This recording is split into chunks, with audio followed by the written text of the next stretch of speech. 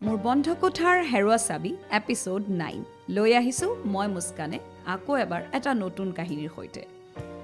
এইবাৰৰ কাহিনীটোৰ নামটো হৈছে তুলিকা। মানে গম পাইছেই আমাৰ নায়িকাজনীৰ নামটো হ'ব নিশ্চয় তুলিকা। এনিৱেজ কাহিনীটো আৰম্ভ কৰিছোঁ। ফেচবুকৰ 5,000 বন্ধুৰ দীঘল তালিকাখনৰ পৰা ইনবক্সত এজনৰ সৈতে কথা হ'ল মোৰ।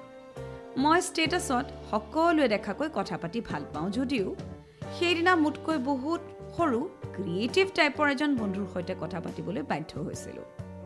তাৰ কথাবোৰ বৰ সৰল আৰু খোলা যেন অনুভৱ হৈছিল বাবেই কথা পাতিছিলোঁ তাৰ সৈতে। নাম তাৰ অনিৰুদ্ধ।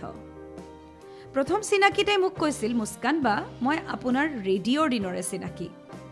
মোৰ গাৰ্লফ্ৰেণ্ডক আপুনি মৰম কৰে জানো, কিন্তু মই আপোনাক তাইতকৈ আগতীয়াকৈ চিনি পাওঁ আৰু ভালো পাওঁ, কাৰণ মই আপোনাৰ ৰেডিঅ' শ্ব'ৰ নিয়মীয়া শ্ৰোতা আছিলোঁ আৰু এতিয়া আপোনাৰ গানবোৰৰ অফিচিয়েল ৰাইটাৰ হ'ব বিচাৰোঁ। যদি বেয়া নাপায় মই অডিশ্যনো দিম। আপোনাৰ হোৱাটছএপ নম্বৰটো দিব, মই পঠাই দিম কিছুমান মোৰ সৃষ্টি। সেইদিনাহে ফাদিল হৈছিল মোৰ আগত আৰু এক ফেচবুকীয়া প্ৰেম কাহিনীৰ নায়ক নায়িকাৰ নাম অনিৰুদ্ধ আৰু তুলিকা। দুয়োজনকেই জানো, মৰম লাগে দুয়োটাৰে কথাবোৰ, কিন্তু ইমান দিন উমানেই পোৱা নাছিলোঁ সিহঁতৰ গোলপীয়া প্ৰেম কাহিনীৰ কথা। সময় বাগৰিল। অনিৰুদ্ধই ইঞ্জিনিয়াৰিং পাছ কৰিলে আৰু তুলিকাই ইউনিভাৰ্চিটিত নাম লগালে। মাজতে এদিন এটা কল আহিছিল। তুলিকাই কান্দি কান্দি ৰাস্তাৰ পৰা মোলৈ ফোন কৰি ক'লে, অ' বা চাওক না, অনিৰুদ্ধ ইমান দিনে হোষ্টেলত মোক এৰাই চলি আছিলে। মই বোলে তাক এম্বাৰেষ্ট কৰোঁ। কালি ঘৰলৈ আহি মোক লগ ধৰিব খুজিলত মই আহিছিলোঁ। সি মোৰ মোবাইলটো দলিয়াই ভাঙি পেলালে আৰু কাজিয়া কৰি মোক খেদি পঠাইছে জানেনে। মই ৰাস্তাৰ মাজত থিয় হৈ কান্দি আছোঁ। কি কৰিম পাৰ নাপাই আপোনালৈ ফোন কৰি দিলোঁ। সি কৈছে মই হেনো বেয়া চৰিত্ৰৰ হৈ গৈছোঁ। মই সেই আগৰ আজলি তুলিকাজনী হেনো নহয় এতিয়া। চাওকচোন, মোৰতো শয়নে সপোনে সিয়েই। মোৰ সমস্ত সময় তাৰ ভালৰ কথা চিন্তা কৰোঁতে যায়।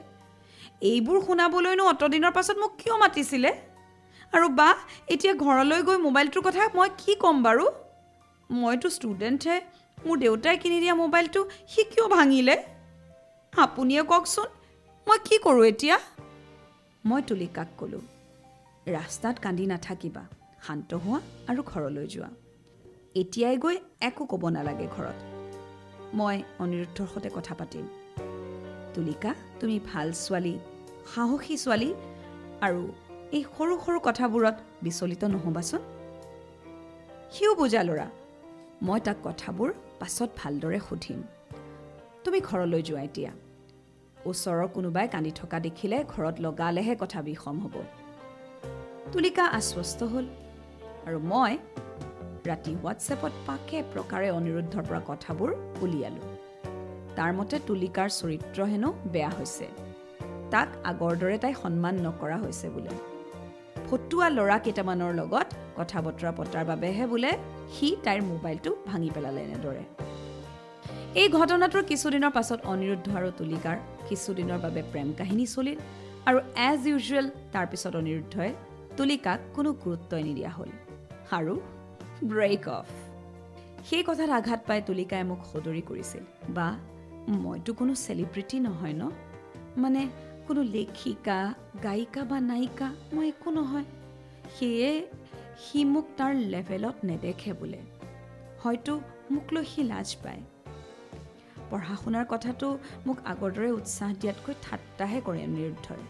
সেয়ে মইনো কিমান তাৰ দৰে ক্ৰিয়েটিভ মানুহ এজনৰ বুজা হ'ম। এতিয়া নিজকে আঁতৰাই চলিবলৈ শিকিছোঁ। মোৰ আদৰৰটো তাৰ ওচৰত কোনো মূল্যই নাই। কিন্তু কেতিয়াবা বৰ মনত পৰে আমি একেলগে কটোৱা সেই গোলপীয়া আবেলিবোৰ, য'ত সি মোক নায়িকা সজাই কিমান যে ফটো তুলিছিল আৰু মই নিজকে ধুনীয়া যেন অনুভৱ কৰিছিলোঁ জানেনে। আমি ৰাস্তাত খোজকাঢ়ি কাঢ়িয়ে বহু দূৰ গৈ আকৌ ঘৰমুৱা হোৱাৰ কথাবোৰ মই যে কোনো দিনেই পাহৰিব পৰা নাই।